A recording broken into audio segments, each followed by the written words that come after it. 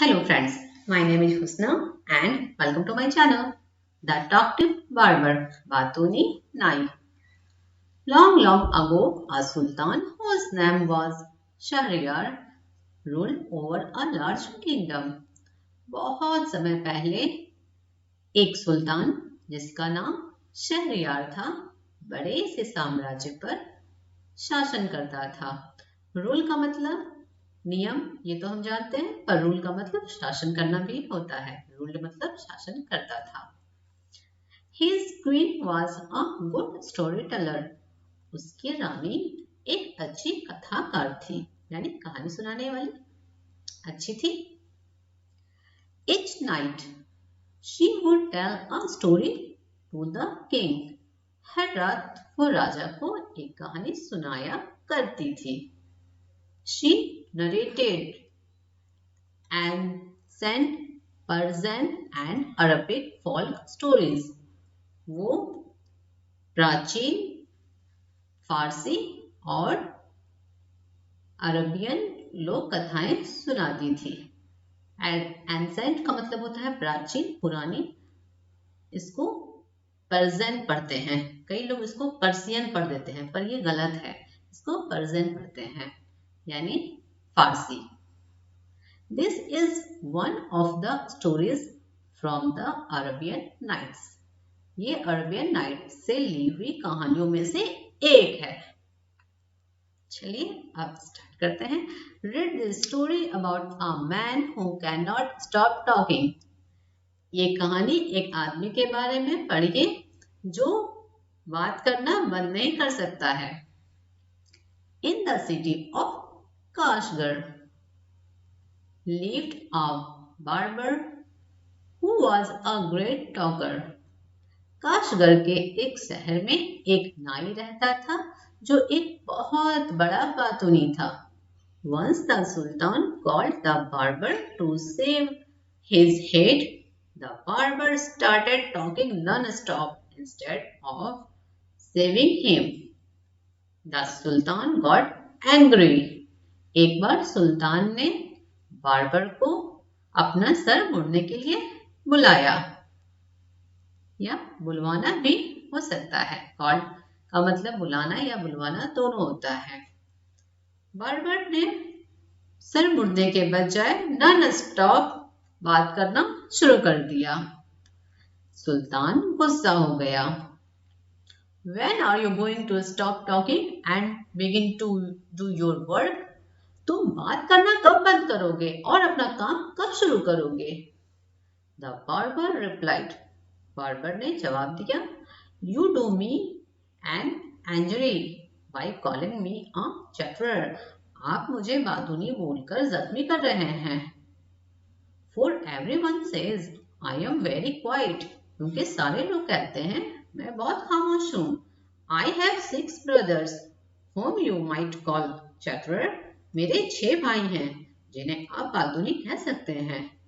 Their names are Buckbone, Buckbariya, Buckbuck, Alkuz, Alnashi, and Shakabak. One is humpbacked, एक कुबड़ा है। One is toothless, एक दांतों के बगैर है। One is half blind, एक आधा अंधा है। One is quite blind, एक पूरा अंधा है। One is deaf, एक बहरा है। And the other has a defect in his speech and they are all great talkers. और एक के बोले में नुक्स है और वो सब बहुत बड़े बातूनी हैं। But I am the youngest of my family and I am very quiet and sparing with words. पर मैं अपने खानदान में सबसे छोटा हूँ और मैं बहुत खामोश हूँ और अल्फाजों से बचा हुआ हूँ।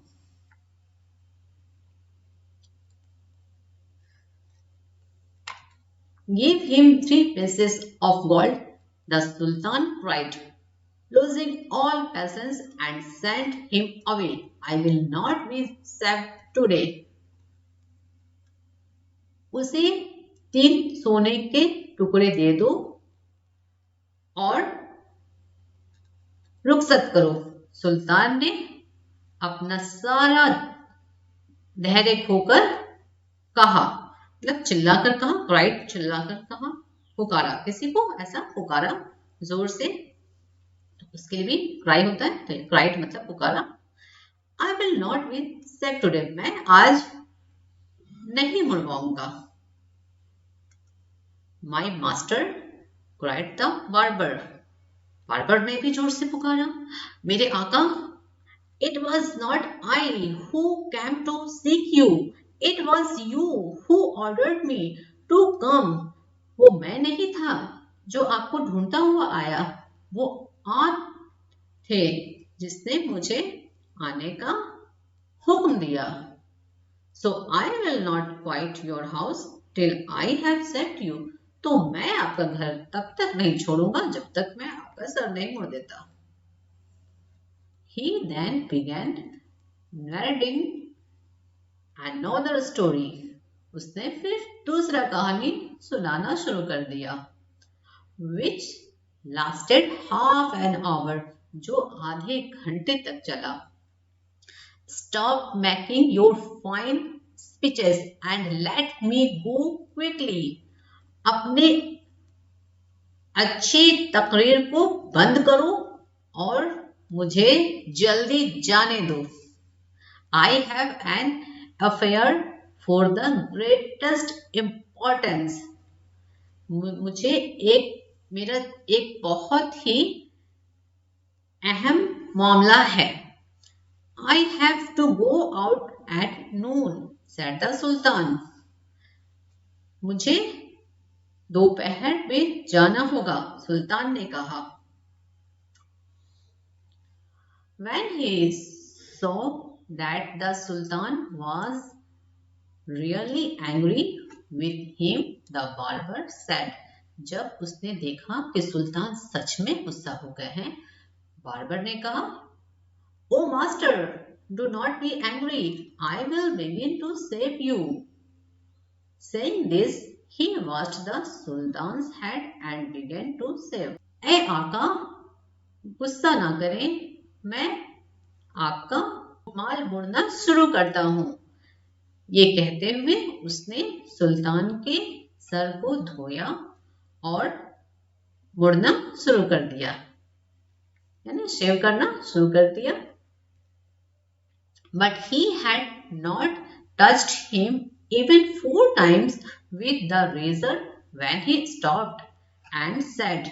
पर उसने 4 बार भी रेजर से उनको नहीं छुआ कि वो रुक गया और कहा, My master, you are acting hastily in this matter. मेरे आका, आप इस मामले में जल्दी कर रहे हैं। Go on shaving me, speak no more, ordered the Sultan.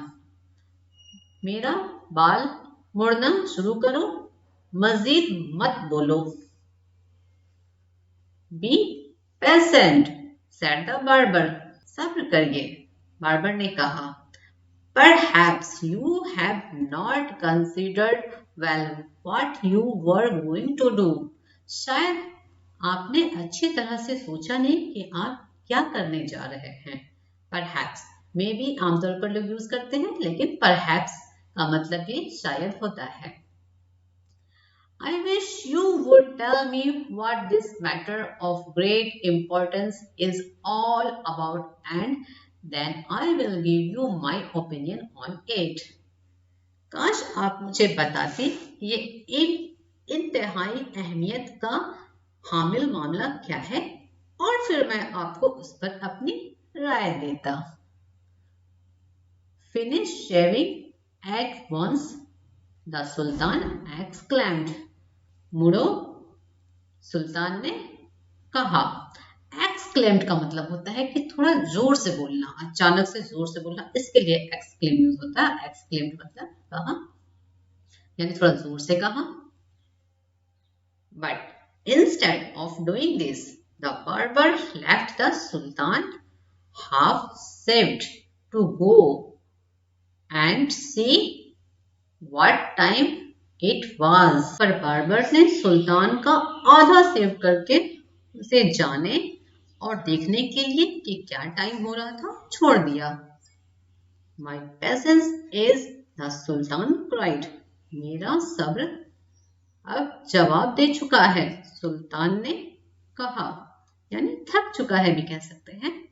Be calm, my master, and you shall be saved in a moment, said the barber, and saying this, he continued shaving the sultan।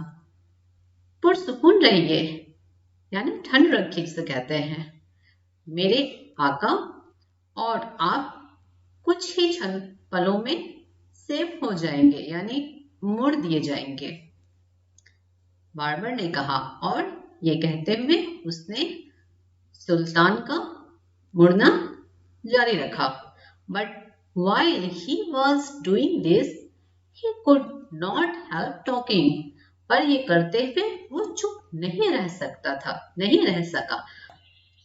If you could inform me what this important affair is, I would give more advice which you might find useful, he said।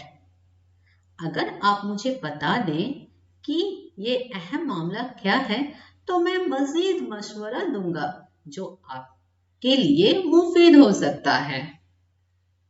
The Sultan was completely fed up by now and decided to satisfy the barber। सुल्तान पूरी तरह से तंग हो चुका था और barber को संतुष्ट करने का फैसला किया।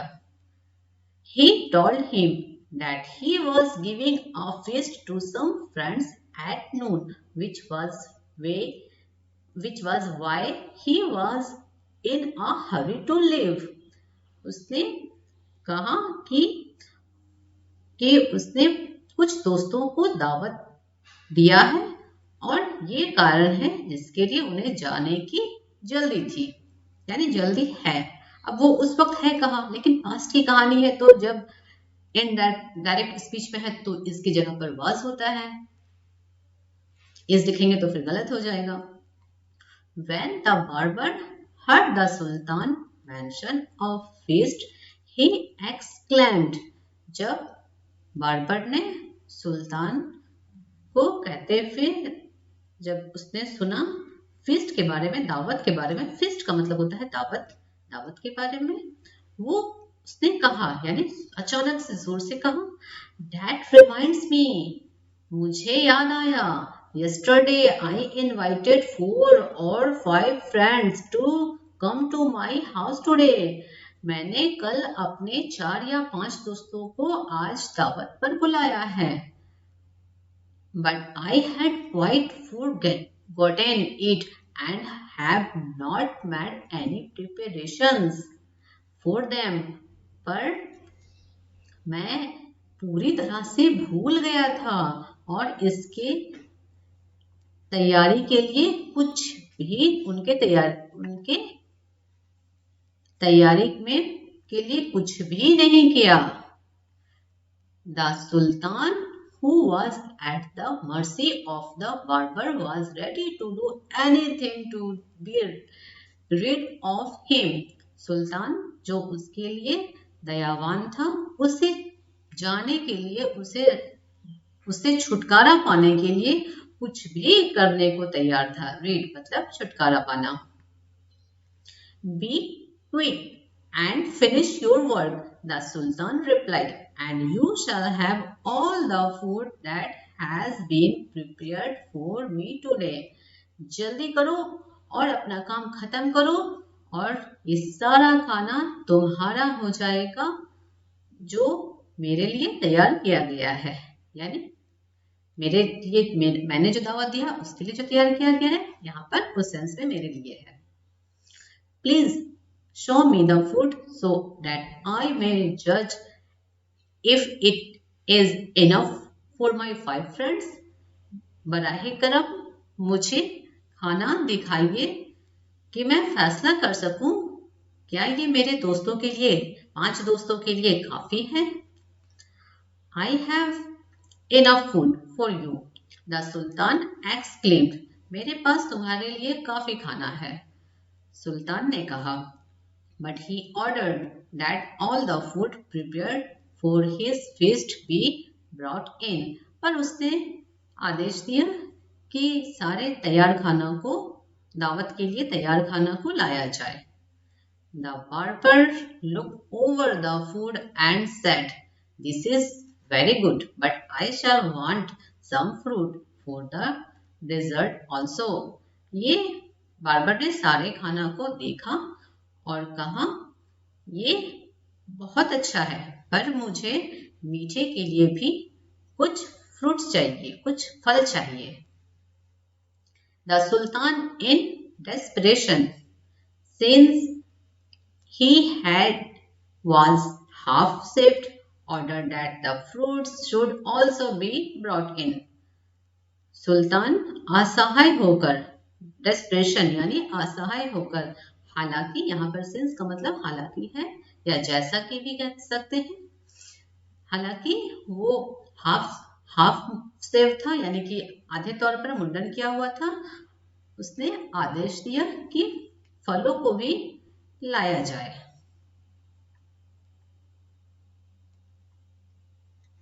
The barber left off shaving the Sultan to examine each dish separately.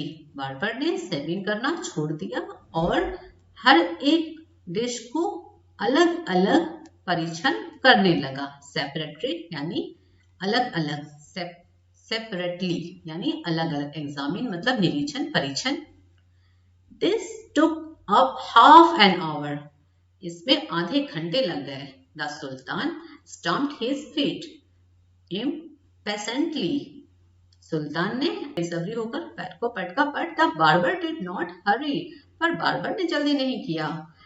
At length, however, बहुत देर बाद, हालांकि he again took up the razor, but after a few minutes of work, हालांकि बहुत देर बाद उसने रेजर को लिया, पर कुछ ही मिनट के बाद, काम के कुछ ही मिनट बाद, stopped suddenly and cried, अचानक से रुक गया और कहा, यानी जोर से कहा. cried मतलब पुकारना, जोर से बोलना, चिल्लाना होता है. I never knew that you were so generous. मैं नहीं जानता, कभी नहीं जानता था कि आप इतने फयाज थे. जेनेरस का मतलब होता है फयाज, उर्दू में कहते हैं, और हिंदी में कहते हैं इसको उदार, दानी. इसका ये मतलब होता है. वीडियो खत्म हुई. वीडियो अच्छे लगे तो प्लीज लाइक कर दीजिएगा और मेरे चैनल को भी सब्सक्राइब कर लीजिएगा. मिलते हैं नेक्स्ट वीडियो में, तब तक के लिए बाय बाय.